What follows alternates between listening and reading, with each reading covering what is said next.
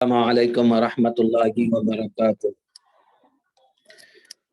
الحمد للہ رب العالمین والعاقبۃ للمتقین والصلاة والسلام علی سید الانبیاء والمرسلین وعلی آلہ وصحبہ اجمعین، اما بعد، فقال اللہ تبارک وتعالی فی القرآن الکریم: اعوذ باللہ من الشیطان الرجیم، بسم اللہ الرحمن الرحیم۔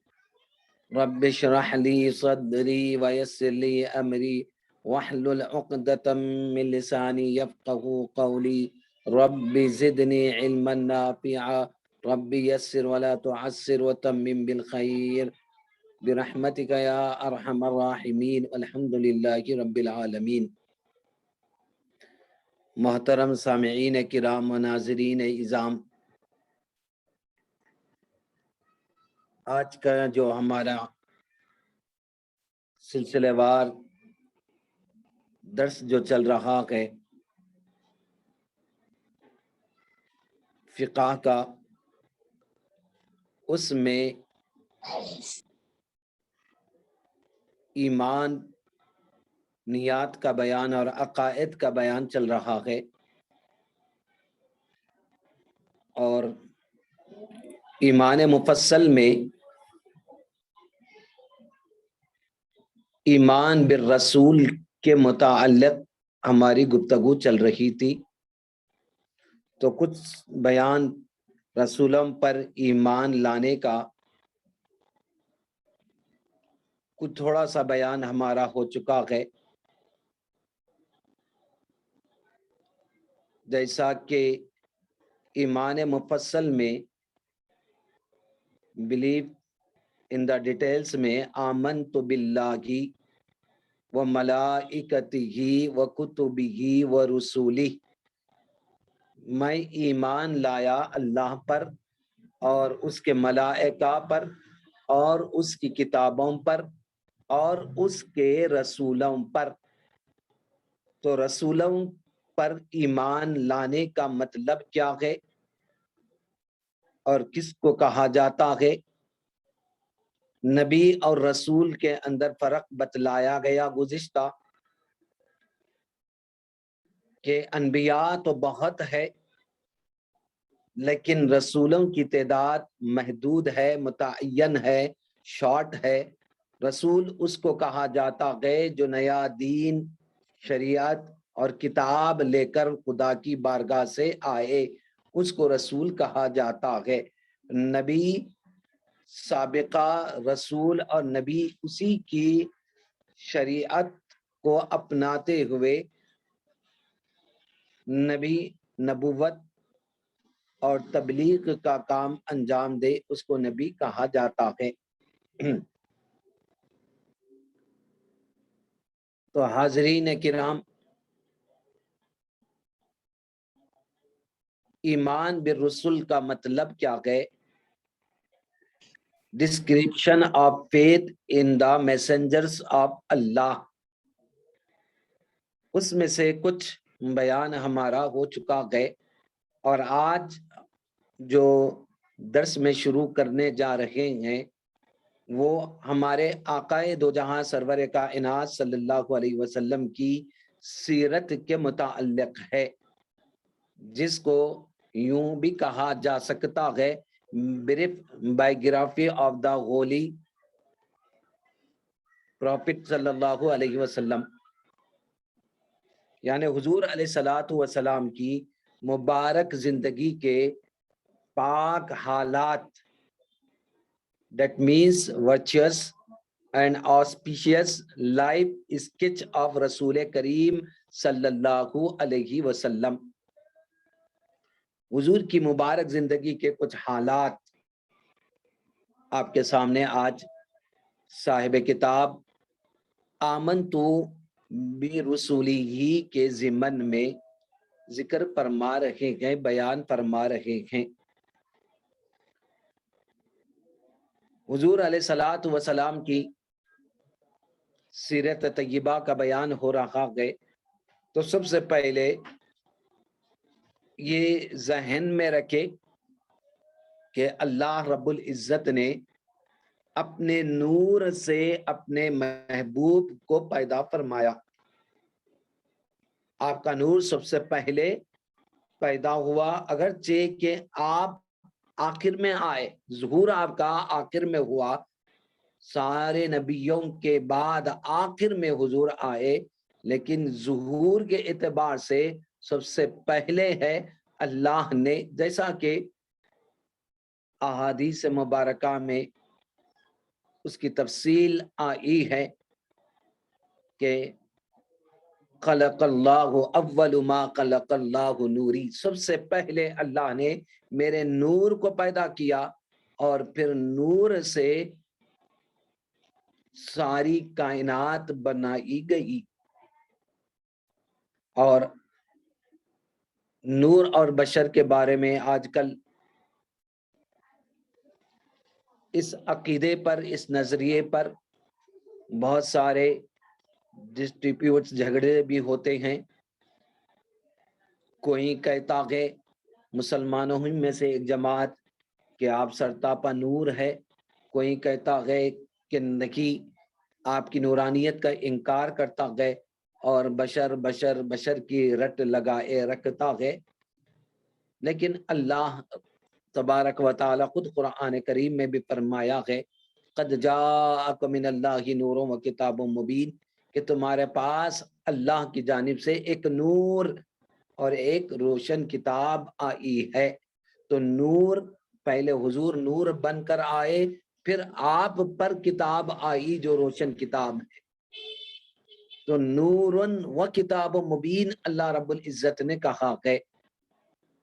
تو اس آیت مبارکہ کی روشنی میں مفسرین یہی لکھتے ہیں کہ نور سے مراد ہمارے نبی پاک صلی اللہ علیہ وسلم کی ذات گرامی ہے. اور وہ کتاب مبین اور کا لفظ جو اللہ رب العزت نے لایا، جس کو کنجکشن یا انگلش میں اینڈ جس طرح لے کر آتے گئے، تو یہ پہلے والی اور بعد والی دونوں چیزوں کو الگ الگ بتانے کے لیے لایا جاتا ہے. تو نور ایک الگ چیز ہے، اس سے مراد ذات مصطفیٰ ہے، اور روشن کتاب کہہ کر اللہ نے دوسری چیز کا ذکر کیا ہے. بہرحال ناظرین کرام، اہل سنت والجماعت کا موقف یہی ہے کہ آپ صلی اللہ علیہ وسلم، یعنی ہمارے اللہ کے نبی جو صلی اللہ علیہ وسلم ہے، وہ نور بھی ہے اور بشریت کے اعلیٰ منزل پر فائز ہے. بشر بھی ہے تو افضل بشر آپ کو کہنا اور ماننا پڑے گا. پھر اس کے بعد صاحب کتاب مصنف فرماتے ہیں کہ کچھ کم 1500 سال ہوتے ہیں کہ آپ صلی اللہ علیہ وسلم مکہ معظمہ میں، یعنی مکے میں 12 ربیع الاول دوشنبہ منڈے پیر کے دن صبح صادق کے وقت آپ کی ولادت ہوئی. 12 تاریخ ربیع الاول کا مہینہ تھا. آقا دو جہاں سرور کائنات صلی اللہ علیہ وسلم کی ولادت مبارکہ ہوئی دوشنبے کا دن، یعنی منڈے کے دن. اس لیے پیر کے دن روزہ رکھنے کی بھی فضیلت ہے، مستحب ہے، نفل ہے کہ اکثر عرب میں پیر اور جمعرات کے دن روزہ رکھنے کا اہتمام کیا جاتا ہے.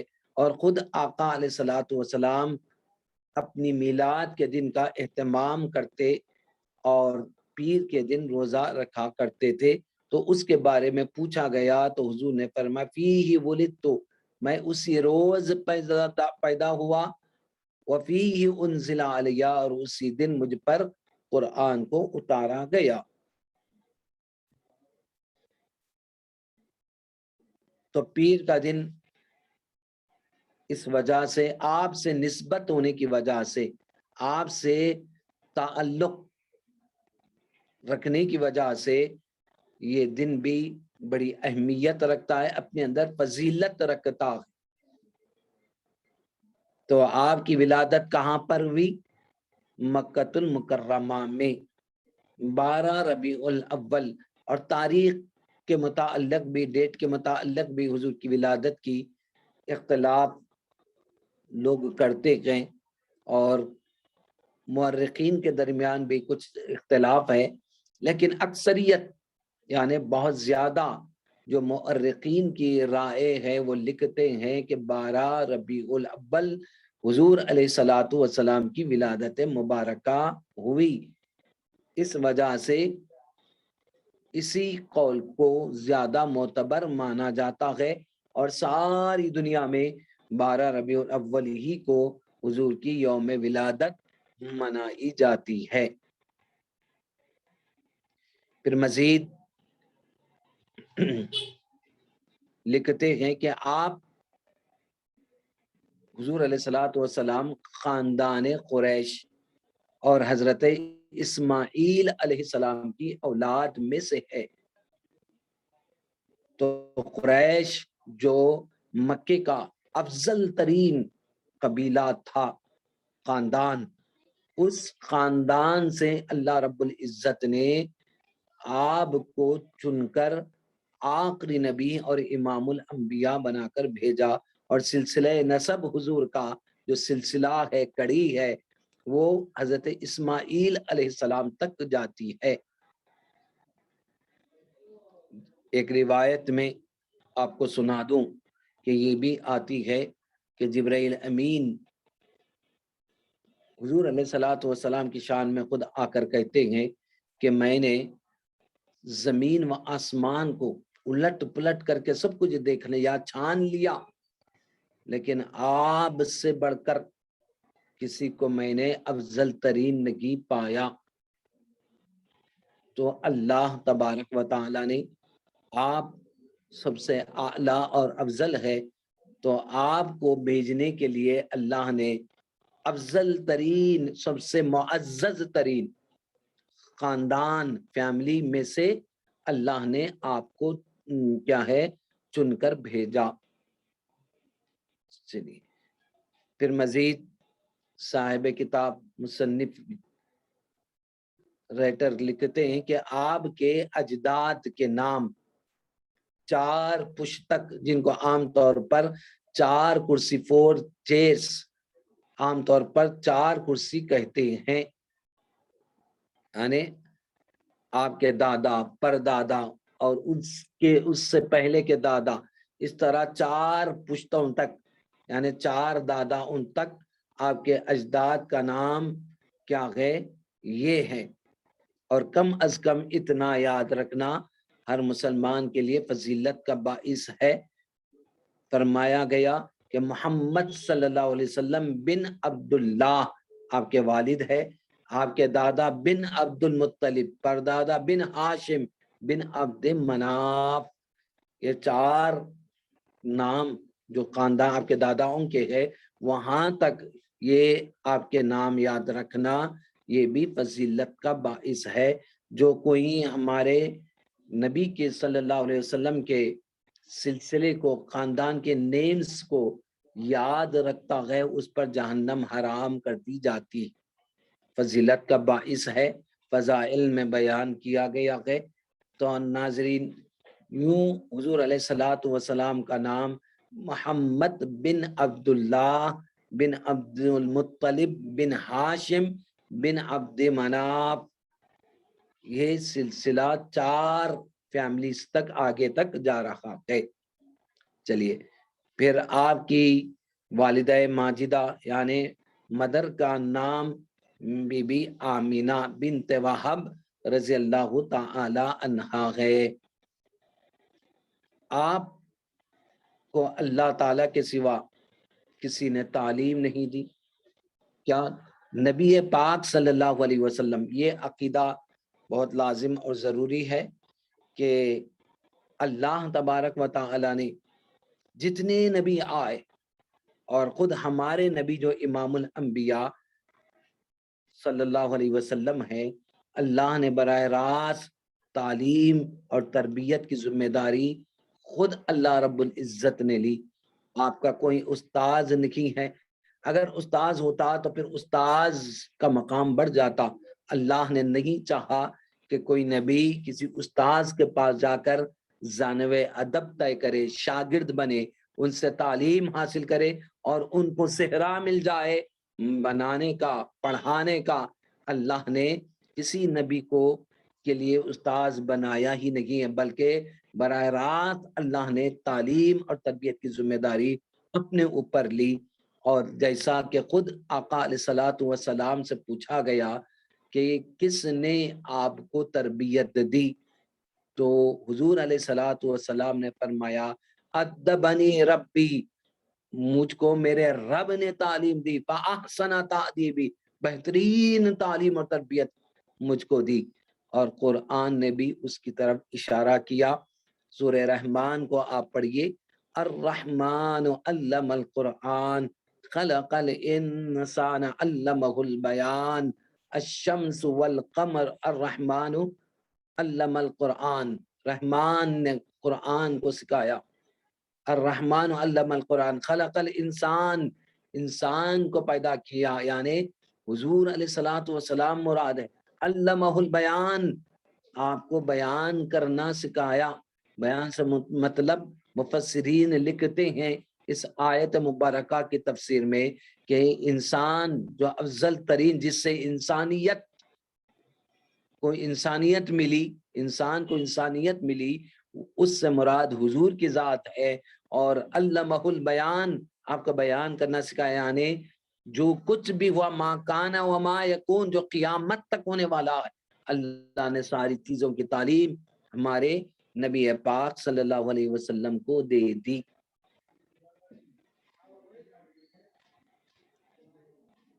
آپ کے علم کے متعلق بھی آج کل بہت مسلمانوں کے اندر اختلاف پایا جاتا ہے، لیکن ہم کو اختلاف میں پڑھنا نہیں ہے، لیکن اشارتاً ہم آپ کو ذکر کر رہے ہیں کہ اللہ نے براہ راست آپ کو تعلیم دی.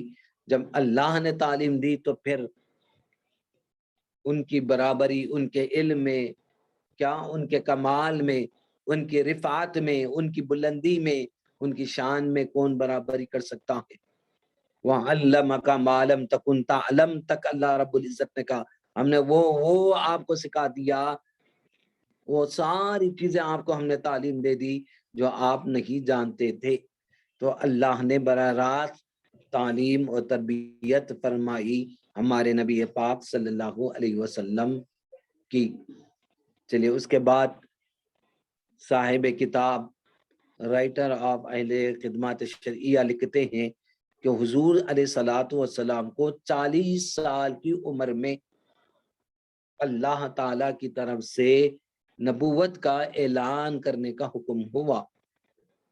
اعلان نبوت حضور علیہ الصلوۃ والسلام نے کیا کیا؟ اعلان فرمایا 40 سال کی عمر مبارک میں. حالانکہ حضور علیہ الصلوۃ والسلام خود فرماتے ہیں دوسری احادیث مبارکہ میں، کنت نبیا، میں اس وقت بھی نبی تھا جبکہ ابھی آدم علیہ السلام مٹی اور روح کے درمیان مراحل کو طے کر رہے تھے، اس وقت بھی میں نبی تھا. تو حضور علیہ الصلوۃ والسلام کیا ہے؟ تخلیق کے اعتبار سے سب سے پہلے ہے، اور ظہور کے اعتبار سے حضور آخر میں تشریف لائے. پھر یہ بھی نبی پاک صلی اللہ علیہ وسلم کے تعلق سے یہ بھی عقیدہ ہمارا یہ ہوتا ہے کہ نبوت کے وقت سے جبرائیل علیہ السلام وقتاً فوقتاً آتے. اعلان نبوت کے بعد سے جبرائیل علیہ السلام کا آنا شروع ہو گیا، وقتاً فوقتاً آتے، یعنی جب بھی چاہتے اللہ رب العزت وقتاً فوقتاً آپ کی خدمت میں جبرائیل علیہ السلام خادم بن کر آ جاتے اور قرآن شریف کی آیات پہنچاتے رہتے. چنانچہ کامل قرآن شریف 23 سال کی مدت میں 23 ایئرس کے پیریڈ اور مدت میں آپ پر نازل ہوا، آپ پر نازل ہوا، آپ پر کلام کو اتارا گیا۔ چلیے، نبوت کے 12ویں سال 27 رجب پیر کی رات آپ علیہ الصلوۃ والسلام کو اللہ نے ایک عظیم معجزے سے، جس کو ہم معراج کے نام سے جانتے اور پہچانتے ہیں، اللہ نے مشرف فرمایا۔ معراج شریف آپ کو ہوئی 27ویں رجب کو، وہ بھی پیر کا دن تھا۔ تو دیکھیں پیر کے دن کو کتنا شرف اللہ رب العزت نے دیا، حضور سے نسبت اور تعلق کی وجہ سے۔ اور معراج بھی ہوئی تو پیر ہی کا دن تھا، اور 27ویں شب تھی رجب کی۔ اس رات اللہ تبارک و تعالی نے آپ کو جسم کے ساتھ جاگتے ہوئے، خواب کا واقعہ نہیں ہے، معراج خواب میں تو بہت ہوئی، لیکن ایک حقیقت میں جسم اور روح کے ساتھ جسمانی معراج ہوئی، اور وہ 27ویں رجب آقا علیہ الصلوۃ والسلام کو نبوت کے 12ویں سال اللہ رب العزت نے براق پر سوار کر کے مکے سے بیت المقدس اور وہاں سے 7 آسمانوں پر لے گیا، جہاں تک خدا کو منظور تھا۔ جنت، دوزخ وغیرہ کی سیر کرائی، اور عجیب چیزیں آپ کو بتلائے گئے، زمین کے خزانے بتلائے گئے، آسمان کے خزانے اور عجائبات آپ کو دکھلائے گئے۔ پھر اسی رات، اسی حصے میں حضور واپس مکہ معظمہ میں پہنچ گئے۔ اسی کو معراج کہتے ہیں، اسی کو معراج کہا جاتا ہے۔ تو یہ معراج ملنے والے حضور علیہ الصلوۃ والسلام کے معجزات میں سے ان گنت بے شمار معجزات ہے، اور ان بے شمار معجزات میں سے معراج شریف بھی ایک عظیم معجزہ ہے، جو راتوں رات حضور بیت المقدس گئے، وہاں سے آسمانوں کی سیر کی، جنت، دوزخ، عرش معلی، اور پھر لامکاں قاب قوسین پر گئے، خدا سے ملاقات کی، سر کی آنکھوں سے خدائے رب ذوالجلال کو دیکھا، راز و نیاز کی باتیں ہوئی، اور نماز کا تحفہ لے کر امت کے لیے واپس آئے۔ تو کیا کیفیت تھی؟ تا عرش گئے چلے آئے محمد، بستر بھی رہا گرم، زنجیر بھی ہلتی رہی، بستر بھی رہا گرم، تا عرش گئے اور چلے آئے محمد، یہ کیفیت تھی۔ تو اس معجزے کا نام ناظرین معراج کہتے ہیں۔ پھر معراج کے معنی، معراج کا لفظ خود بتلا رہا ہے۔ میم سے مراد محمد صلی اللہ علیہ وسلم، عین سے مراد عروج، اوپر جانا، را سے مراد کیا ہے؟ رات سے مراد جبرائیل کی کیا ہے؟ رات مراد ہے۔ الف سے اللہ کے پاس، جیم سے جبرائیل کے ہمراہ اللہ کے رسول صلی اللہ علیہ وسلم تشریف لے کر گئے۔ چلیے مزید معراج کے معجزے کا ذکر کرنے کے بعد صاحب کتاب رائٹر لکھتے ہیں کہ نبوت ملنے کے بعد، یعنی اعلان نبوت کے بعد 13 سال تک حضور علیہ الصلوۃ والسلام مکہ معظمہ میں تبلیغ اسلام فرماتے رہے۔ حضور 13 سال تک تبلیغ اسلام فرماتے رہے، پھر بحکم الہی، یعنی خدا کے حکم سے مکہ معظمہ سے مدینہ منورہ تشریف لے گئے۔ تو اعلان نبوت کے ساتھ 13 سال آپ کی مکی زندگی رہی، اور پھر 10 سال حضور علیہ الصلوۃ والسلام ہجرت کر کے مدینے میں گزارے، جملہ 23 سال اعلان نبوت کے بعد 23 سال حضور علیہ الصلوۃ والسلام کی حیات طیبہ رہی۔ پھر اللہ نے اپنے پاس اپنے محبوب صلی اللہ علیہ وسلم کو بلایا.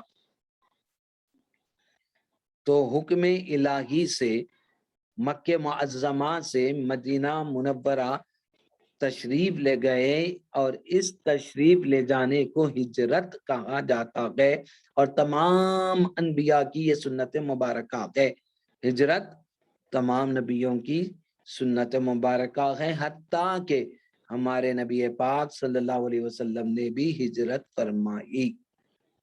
چلیے، ہجرت میں بہت برکتیں اللہ رب العزت نے رکھا ہے.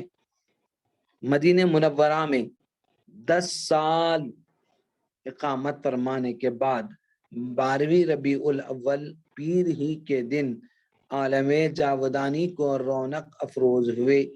اس وقت عمر شریف آقا علیہ الصلوۃ والسلام کی 63 سال کی تھی.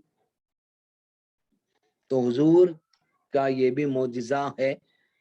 کیا یہ عجیب معجزے میں سے ہے کہ حضور کی ولادت بھی اسی دن ہوئی، اور حضور خدا کے پاس گئے تو وہی پیر کا دن اور 12 ربیع الاول 12 تاریخ ہی تھی. اور کل عمر شریف حضور علیہ الصلوۃ والسلام کی 63 یعنی 63 ایئرس آقا علیہ الصلوۃ والسلام کی عمر مبارک تھی. اور آپ کا مزار پر انوار یعنی حضور علیہ الصلوۃ والسلام جس قبر شریف میں آرام فرما ہے وہ مدینہ منورہ میں ہے. وہ شہر کون سا ہے؟ مدینہ منورہ ہے، جس کی زیارت ہر ملک کے مسلمان جس کی زیارت کے لیے تشریف لاتے ہیں. اس کے بعد صاحب کتاب لکھتے ہیں کہ حضور علیہ الصلوۃ والسلام سے محبت رکھنا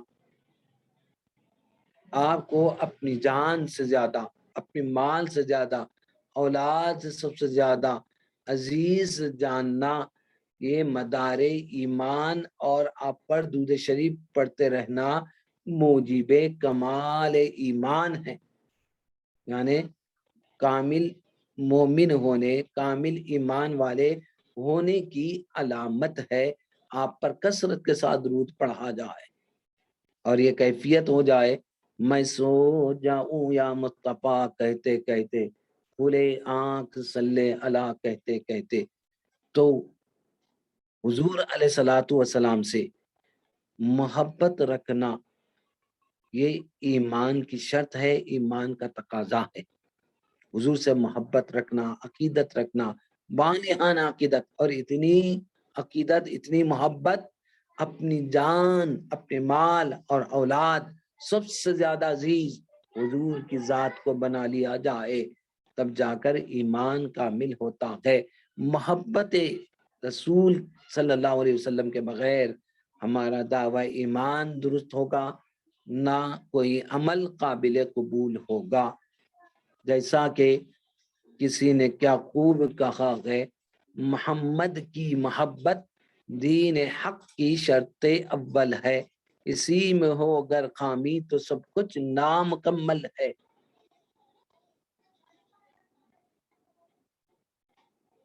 تو ناظرین کرام، حضور علیہ الصلوۃ والسلام سے محبت رکھنا، اپنے آپ کو، اپنی جان، مال، اولاد سب سے زیادہ، آپ کی حضور کی جان کو، حضور کو اپنی جان سے بھی زیادہ، مال سے بھی زیادہ، اولاد سے بھی زیادہ عزیز جاننا، یہ ایمان بلکہ اصل ایمان ہے، مدار ایمان ہے، یعنی اصل ایمان ہے. تو یہاں پر یہ مختصر حضور علیہ الصلوۃ والسلام کی بائیوگرافی بیان کی گئی کہ حضور علیہ الصلوۃ والسلام کے معجزات کیا تھے، حضور علیہ الصلوۃ والسلام کے تعلق سے کیسا عقیدہ ہمارا ہونا چاہیے، کیسا نظریہ ہونا چاہیے، اور کیسے حضور سے محبت رکھنا. صحابہ کرام رضوان اللہ تعالی علیہم اجمعین کی زندگیاں کیا ہمارے لیے نمونہ ہے. صحابہ کی زندگیاں کیسے حضور سے محبت کرتے تھے، کیسے والہانہ عقیدت، اپنی جان کی پرواہ نہیں کی صحابہ، جان مانگو تو جان دیں گے، مال مانگو تو مال دیں گے، ہم سے ہرگز نہ ہوگا، نبی کا جاہ و جلال دیں گے۔ یہ شان صحابہ کی تھی، یہ کیفیت صحابہ کی تھی کہ حضور علیہ الصلوۃ والسلام سے کتنی محبت کرتے تھے۔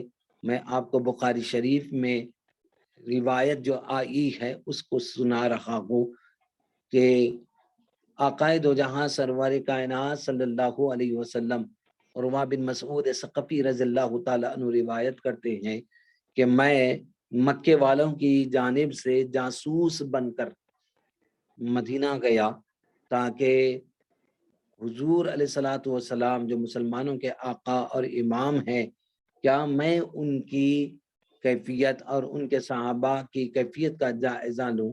اس غرض سے میں مدینہ آیا اور دیکھا، اور دیکھنے کے بعد جائزہ لینے کے بعد ریویو پورا جائزہ لینے کے بعد مکہ واپس گئے اور اپنے سرداروں کو، مکے کے رؤساء کو، اہل مکہ کو کہا، اے مکے والو، محمد صلی اللہ علیہ وسلم سے لڑنا کی بات چھوڑ دو، ان سے مقابلے کی بات چھوڑ دو۔ میں نے اپنے سر کی آنکھوں سے دیکھ کر آیا ہوں کہ جس طرح اصحاب محمد یعنی صحابہ جس طرح اپنے آقا محمد کی تعظیم کرتے گئے، میں نے کسی اور کی اس طرح تعظیم ہوتے ہوئے نہیں دیکھا۔ میں بہت سارے بادشاہوں کے درباروں میں گیا، کیا ان کے درباری بادشاہوں کے ساتھ جو ادب کرتے ہیں، احترام کرتے ہیں، تعظیم کرتے ہیں، لیکن جس طرح صحابہ کرتے تھے اس طرح میں نے کسی کو نہیں دیکھا کہ وہ وضو بھی کر رہے ہیں، کلی بھی فرما رہے ہیں وضو میں، تو وضو کا پانی زمین پر گرنے نہیں پاتا، صحابہ اپنے ہاتھوں پر لے لے کر اس کو اپنے چہروں پر مل لیا کر رہے ہیں۔ یہ تو وضو کا پانی ہے، کیا ناک سے نکلنے والی رطوبت بھی زمین پر گرنے صحابہ نہیں دیتے، یعنی ریت جس کو ہم کہتے ہیں، وہ ناک کا پانی بھی صحابہ زمین پر گرنے نہیں دیتے، بلکہ اپنے چہروں پر، اپنے ہاتھوں پر لیتے اور پھر اس کے بعد اپنے چہروں پر مل لیا کرتے۔ اب یہ کس نے حکم دیا؟ ذرا آپ سوچئے، محبت صحابہ جنہوں نے کیا ہے اپنے آقا محمد رسول اللہ صلی اللہ علیہ وسلم سے، کیا قرآن نے حکم دیا؟ کیا اللہ نے حکم دیا کہ میرا نبی آ جائے آخری تم اس طرح کرو؟ یہ صحابہ اور صحابیات عشق و محبت رسول میں کیا کرتے تھے، اور اللہ نے اسی کو سنت اور اسی کی ان کے ادا کو اللہ نے واجب اور ضروری قرار دے دیا۔ تو بہرحال ناظرین کرام، آپ صلی اللہ علیہ وسلم سے محبت رکھنا اور آپ ہی کو اپنی جان، مال، اولاد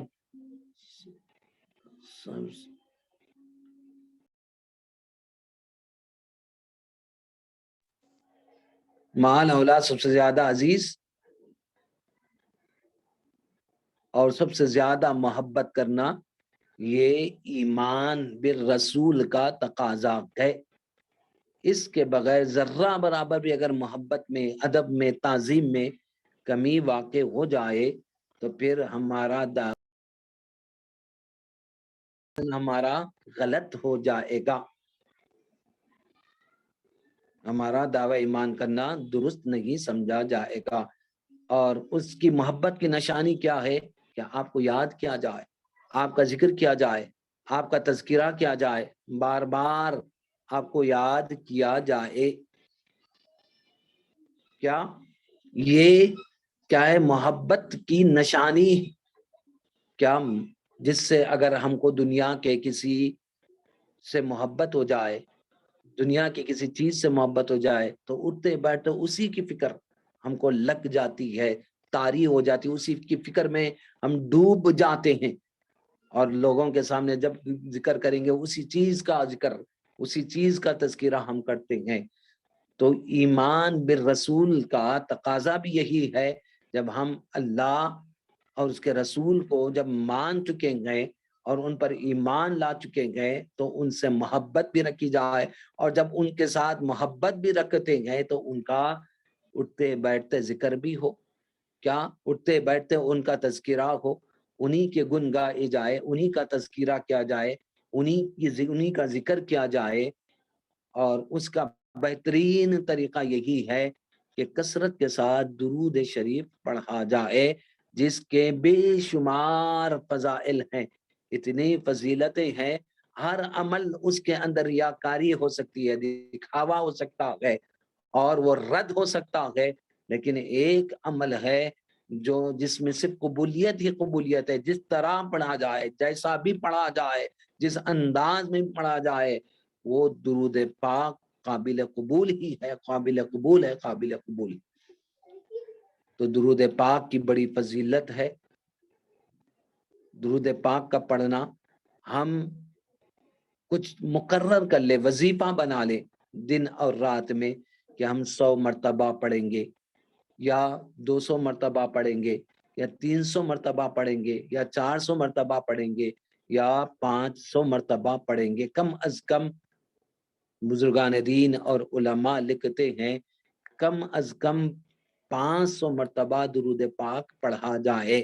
بعضوں نے 70 بھی لکھا ہے، 70 مرتبہ کم از کم استغفار، اور کم سے کم 70 مرتبہ درود شریف روزانہ پڑھنے کا معمول بنائے، عادت اپنی بنائے۔ درود پاک سے بڑی برکتیں مال میں، تجارت میں، عمر میں، اور پھر سب سے زیادہ حضور علیہ الصلوۃ والسلام کے پاس ہمارا نام آپ کے پاس پیش ہوتا ہے، اور ہمارے والدین کے نام سے درود پاک کے فضائل میں آیا کہ جو درود پاک پڑھتا ہے حضور کے عشق اور محبت میں، اس کے ماں باپ کے نام کے ساتھ پڑھنے والے کا نام بارگاہ نبوی میں حضور کی خدمت میں پیش کیا جاتا ہے۔ جب ہمارا نام چلا جائے، ہمارے والدین کا نام چلا جائے حضور کے پاس، تو کتنی بڑی بات ہے۔ کیا بادشاہ کے پاس اگر ہمارا نام چلے جائے، کوئی منسٹر اور وزیر اعظم کے پاس، اگر ہم پرائم منسٹر کے پاس ہمارا نام چلے جائے تو دنیا میں کتنی خوشی ہوتی ہے۔ یہ تو امام الانبیاء ہے، کیا جن کی شفاعت کا حق اللہ رب العزت نے دیا، اور شفاعت اسی کی کریں گے، اسی کو نصیب ہوگی شفاعت جو حضور علیہ الصلوۃ والسلام پر کثرت کے ساتھ درود پڑھنے والے ہوں گے۔ اور مدینے سے بلاوا اسی کو آتا، حضور انہی کے خواب میں آتے ہیں آج بھی، جو کثرت کے ساتھ درود پاک پڑھا کرتے ہیں۔ آپ دیکھیں رفعی رحمت اللہ علیہ ائمہ میں سے ایک امام ہے، جس طرح امام اعظم ابو حنیفہ علیہ رحمت و رضوان ہے، اسی طرح امام شافعی عرب کے امام کہلاتے ہیں، اور فقہ کی آپ نے بنیاد ڈالی، فقہ شافعی کی۔ آپ کے فالوورز بھی مصر میں باضابطہ گئے، عرب میں بھی بہت سارے علاقوں میں ہے، کیرلا میں ہے، حیدرآباد میں ہے، بارکس میں ہے۔ تو جس طرح امام شافعی بہت بڑے امام ہیں، آپ کے متعلق آپ کی سوانح حیات بائیوگرافی میں ہے کہ آپ کا انتقال ہو گیا، تو لوگوں نے خواب میں دیکھ کر پوچھا کہ اے عالی مقام، اتنے بڑے آپ امام ہیں، اللہ نے آپ کے ساتھ کیا سلوک کیا؟ ما فعل اللہ بکا، اللہ نے آپ کے ساتھ کیا معاملہ کیا؟ تو انہوں نے یہ جواب دیا کہ میں اور میرے اعمال بارگاہ خداوندی میں پیش کیے گئے، سارے اعمال، پڑھنا، پڑھانا، فقہ کا ایجاد کرنا، احادیث کا یاد کرنا، سب ایک طرف، درود پاک جو میں حضور علیہ الصلوۃ والسلام پر مخصوص انداز اور کلمات اور ورڈ سے میں حضور پر بھیجا کرتا تھا، وہ کام آ گیا، اور اس کی وجہ سے اللہ نے مجھے معاف کر دیا، مجھے مغفرت مل گئی، اور میری قبر کو جنت کا باغ بنا دیا گیا۔ تو وہ آپ کا درود کیا تھا؟ تو سامعین آپ سماعت کر لیں، اللہم صلی علی سیدنا محمد کلما ذکرہ الذاکرون وصل علی سیدنا مولانا محمد کلما غفل عن ذکرہ الغافلون. یہ امام شافعی کی طرف منسوب ہے علیہ الرحمہ و رضوان. یہ درود پاک آپ کی طرف منسوب ہے، جس طرح درود ابراہیم ہے جو حضور علیہ الصلوۃ والسلام نے صحابہ کو تعلیم دیا، اور بھی بہت سارے درود کتب احادیث میں آئے. بڑے بڑے بزرگان دین مختلف انداز اور کلمات میں عشق و محبت میں ڈوب کر درود پڑھا کرتے تھے. جیسے امام بوصیری رحمۃ اللہ علیہ کا درود ہے، امام شرف الدین بوصیری جو قصیدے بردہ کے رائٹر ہیں، ان کا بھی ایک مخصوص ساری دنیا میں مشہور ہوا وہ درود مولایا صلی وسلم دائما ابدا علی حبیبک خیر الخلق کلہم. یہ آپ کی طرف منسوب ہے.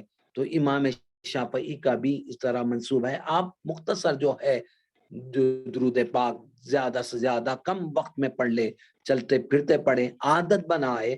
اس سے زندگی میں بڑی برکتیں آئیں گی، بڑی خوشیاں آئیں گی، دنیا کی بھی اور آخرت میں بھی بڑی کامیابی اور کامرانی اور خوشیاں اور مسرتیں نصیب ہوں گی درود پاک کے پڑھنے سے. تو مختصر درود اللہم صلی علی سیدنا محمد وعلی آل سیدنا محمد وبارک وسلم، یوں بھی پڑھ لیں آپ، یا صلی اللہ علیہ سیدنا محمد یوں بھی پڑھ لیں. آپ جس طرح چاہے درود پاک پڑھ سکتے ہیں، لیکن معمول بنائے، روزانہ کا معمول بنائے. سوتے سوتے پڑھ لیں، سونے سے پہلے پڑھ لیں. کیا ہر نماز کے بعد 100 مرتبہ خواتین پڑھنے کی عادت ڈالیں، اور اس کے بعد درود پاک کے بعد جو بھی دعا کی جاتی ہے، اللہ درود پاک کے صدقے میں ہر دعا کو قبول کر لیتا ہے. تو یہ درود پاک کی فضیلت بے شمار فضائل احادیث مبارکہ میں آئے ہیں. اتنی کتابیں درود پاک کے متعلق لکھی گئی، وہ آج بھی کم ہے، قیامت تک لکھی جاتے رہیں گی، اور اس کے فضائل کبھی ختم ہونے والے نہیں ہیں. دنیا ختم ہو جائے گی لیکن درود پاک کے فضائل کبھی ختم ہونے والے نہیں ہیں. تو ناظرین، ہم کو چاہیے کہ ہم آقا علیہ الصلوۃ والسلام پر کثرت کے ساتھ درود پاک پڑھیں. اب یہاں پر درود پاک کے بیان پر آپ کی سیرت کا بیان ختم ہو رہا ہے، اینڈ ہو رہا ہے. یہاں پر حضور علیہ الصلوۃ والسلام کی سیرت حیات طیبہ کا بیان. اب آئندہ آخرت یعنی جس کو قیامت کہا جاتا ہے، اس پر ایمان لانے کا بیان آغاز ہو رہا ہے. پھر اس کے بعد مرنے کے بعد دوبارہ اٹھائے جانا یا قیامت پر ایمان لانا، یہ بیان آگے آ رہا ہے. لیکن یہیں پر حضور علیہ الصلوۃ والسلام کے آج بیان پر ہمارا سبق کا اختتام ہوگا، سبق ختم ہوگا. اگر کوئی سوالات آپ کو پوچھنا چاہتے ہیں پوچھیں، پھر آئندہ انشاءاللہ کلاسز میں آگے بیان ابھی جاری رہے گا.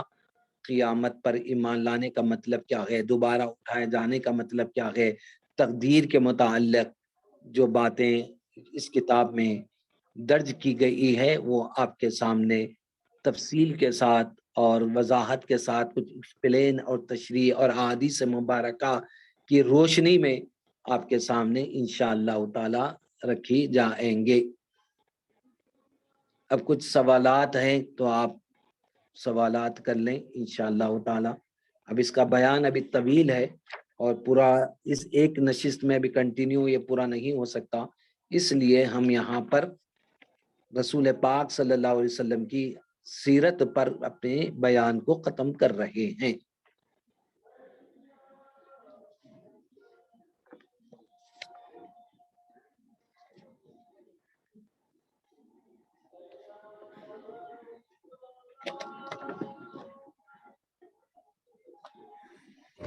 ناظرین، کچھ سوال ہے آپ لوگوں کے؟ تو اپنے سوالات کو رکھیے، انشاءاللہ تعالی کوشش کریں گے کہ آپ کے سوالات کا ہم جواب دے سکیں۔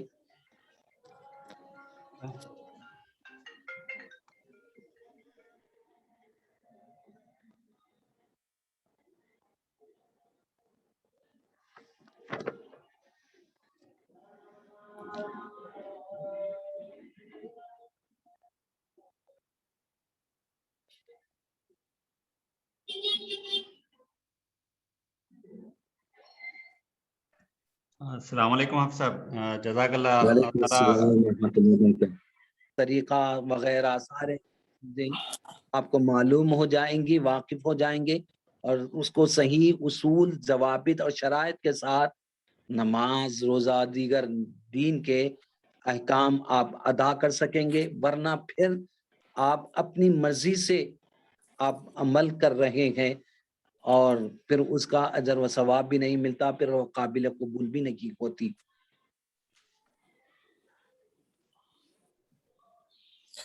ڈاکٹر صاحب، اس سے مراد یہ ہے کہ ہماری فرضیت میں یہ آئے گا، یہ علم کا حاصل کرنا، علم کا حاصل کرنا فرض میں آتا۔ یہ دین کے طلب فرضیت کا العلم جو فریضۃ علی کل مسلم کے تحت اس علم کا سیکھنا، اتنا علم کا سیکھنا کم از کم ضروری ہے تاکہ ہماری عبادت صحیح طور پر ادا ہو جائے۔ حافظ صاحب السلام علیکم، میرا نام امتیاز ہے جی۔ میرا ایک کوشچن ہے اس تعلق سے کہ رسول خدا کا جو وجود ہے، جیسا بولتے ہیں کہ اللہ اپنے نور سے رسول خدا کو پیدا کیا، تو اس کی قرآن سے اگر نسبت، مطلب قرآن پہلے آیا یا رسول خدا کا وجود پہلے آیا؟ یہ میرا سوال ہے۔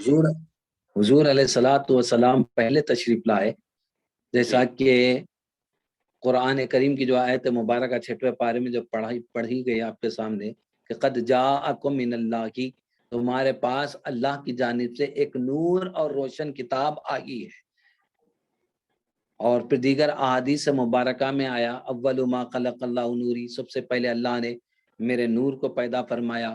اور حضرت جابر رضی اللہ تعالیٰ عنہ نے خود حضور سے استفسار کیا، اس کو مسانید وغیرہ میں نقل کیا گئے، دیگر کتب احادیث میں آئی ہے روایت، اور اس حدیث کو صحیح بتلایا ہے محدثین نے کہ سب سے پہلے اللہ نے کس چیز کو پیدا فرمایا؟ کون؟ حضرت جابر رضی اللہ تعالیٰ عنہ خود حضور علیہ الصلوۃ والسلام سے پوچھا تو حضور نے فرمایا کہ اللہ نے سب سے پہلے تیرے نبی کے نور کو پیدا فرمایا۔ وَلَمْ يَكُنْ فِي ذَلِكَ الْوَقْتِ لَوْحٌ وَلَا قَلَمٌ، اس وقت نہ لوح تھا، نہ قلم تھا، نہ کرسی تھی، نہ کچھ اور چیز تھی، سب سے پہلے اللہ نے تیرے نبی کے نور کو پیدا فرمایا۔ تو ان احادیث مبارکہ کی روشنی میں یہی کہا جاتا ہے کہ پہلے اللہ نے اپنے نبی کے نور کو بنایا اور نور کے حصے کر کے کسی کو لوح بنایا، قلم بنایا، کائنات ساری اللہ رب العزت نے اس طرح پھر تقسیم شروع کی۔ لیکن حضور نور بھی ہے اور بشریت بھی ہے، یعنی انسان کے لباس میں بھی آئے۔ اگر صرف نور ہوتے جیسا نورانی مخلوق ملائکہ، تو پھر ان کو کون دیکھتا، کون پہچانتا، اور کون ان سے مانوس ہوتا؟ کیا پھر حضور کی سنت کیسے بنتی؟ کھانا پینا، بیوی رکھنا، بچے رکھنا، محنت کرنا، کمانا، یہ ساری چیزیں سنت بھی بن جائے تو بشریت کا لباس میں بھی اللہ نے آپ کی ایک شان رکھی، اور نورانیت بھی ایک شان یہ بھی ہے۔ دو شان کے ساتھ حضور تشریف لائے، بشر ہے تو افضل بشر ہے، اور نورانی بن کر حقیقت میں اگر دیکھا جائے تو نور ہے۔ تو دو شان کے ساتھ حضور تشریف لائے، یہ ہمارا اور ہمارے علماء اہل سنت جماعت کا موقف اور نظریہ ہے۔ جی شکریہ۔ جزاک اللہ، شکریہ امتیاز بھائی، آپ کا سوال سب کے علم میں اضافہ کرتا ہے۔ اور ایک سوال ہمارے حنیف بھائی کی طرف سے ہے۔ ڈاکٹر صاحب، جب معراج نبی صلی اللہ علیہ وسلم ہوئی تو سرکار دو عالم صلی اللہ علیہ وسلم اور اللہ تعالیٰ کے بیچ میں جو کلام ہوا، نماز کے علاوہ کوئی اور مسئلے میں بھی کلام ہوا یا صرف نماز کے اس تعلق سے؟ سورہ نجم میں اللہ رب العزت نے یہ کہا فَأَوْحَا إِلَىٰ عَبْدِهِ مَا أَوْحَا، جب پہلے قرب کی اللہ اس کے رسول کے قرب ہونے کو اللہ قریب ہونے کا ذکر کیا. ثم دنا فتدلی، پھر وہ قریب ہوا اور وہ زیادہ قریب ہوئے. حضور خدا قریب ہوا اور وہ زیادہ قریب ہوئے. فکانا قاب قوسین او ادنا، دونوں کے درمیان دو کمانوں کا فاصلہ اور یا بھی اس سے زیادہ قریب. یہ کہہ کر پھر اللہ نے یہ کہا فاوحا الی عبدہ، اس نے وحی کی اپنے بندے کی طرف جو وحی کرنا تھا.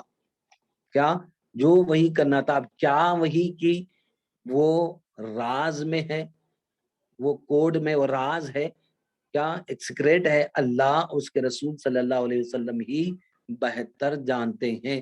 لیکن بعضوں نے روایات اور محدثین اور مفسرین نے تفاسیر میں کچھ نقطے کے طور پر، پوائنٹس کے طور پر نقل فرمایا ہے. بعضوں نے یہ بھی لکھا کہ وہ سورہ بقرہ کی آخری آیات طیبات اللہ نے وحی کی. کیا یہ بھی ذکر کیا گیا؟ تو وہ نماز کا تحفہ لے کر بھی حضور تشریف لائے. تو وہ کیا ہے؟ راز ہے کہ اللہ اس کے رسول ہی بہتر جانتے. قرآن سے بھی اتنا کہا فَأَوْحَا إِلَىٰ عَبْدِهِ مَا أَوْحَا، وہ وحی کیا اپنے بندے کی طرف جو وہ وحی کرنا تھا، وہ وحی کیا. اب کیا وہ وحی کی گئی؟ وہ بہتر ہی حقیقت اللہ اس کے رسول صلی اللہ علیہ وسلم بھی جانتے ہیں. جزاک اللہ ڈاکٹر صاحب. ناظرین یاد رہے کہ ہم فقہ حنفی کی کتاب اہل خدمات شریعہ کا سبق ڈاکٹر حامد قریشی صاحب کے ذریعے حاصل فرما رہے ہیں. یہ جیسا کہ ڈاکٹر صاحب نے بتایا یہ ضروری لازمی علم ہے جو ہر مسلمان کا سیکھنا سکھانا فرض ہے. تو اللہ کا فضل ہے ہم اس سلسلے میں جمع ہو رہے ہیں. انشاءاللہ آئندہ بھی اس کا جاری رکھیں گے. اس کے تمام ویڈیو ریکارڈنگ آپ کو دستیاب ہے اس گروپ میں. انشاءاللہ آئندہ بھی ہم شیئر کریں گے. کل ہمارا ماہانہ جو پروگرام ہے 6 بجے سے انشاءاللہ وہ ٹائم آپ کو ہم شیئر کریں گے. ماہانہ جو آئمہ کا جو پروگرام ہوتا ہے انشاءاللہ اس کی ریکارڈنگ رمضان خاصی صاحب بیان فرمائیں گے. انشاءاللہ اس میں آپ ضرور شریک ہوں. انشاءاللہ نیکسٹ تھرسڈے اگر کوئی اور سوال نہیں ہے صدر صاحب کی اجازت سے دعا کی درخواست کرتا ہوں. نیکسٹ تھرسڈے ہم پھر انشاءاللہ اس گروپ میں جمع ہوں گے. دعا فرمائیے ڈاکٹر صاحب. الحمدللہ رب العالمین. اللہم صلی علی سیدنا محمد وعلی آل سیدنا محمد وبارک وسلم. اللہم انک انت السلام منک السلام تبارک ربنا وتعالی ذا الجلال والاکرام. اللہم احسن عاقبتنا فی الامور کلها واجرنا من كل خزي الدنيا وعذاب الآخرة. ربنا تقبل منا انك انت السميع العليم وتب علينا انك انت التواب الرحيم. اللهم اغفر لنا ولوالدينا ولمشائخنا ولمن له حق علينا ولمن اوصانا بالدعاء يا رب العالمين. وصلى الله تعالى على سيدنا محمد وعلى آله وصحبه اجمعين والحمد لله رب العالمين.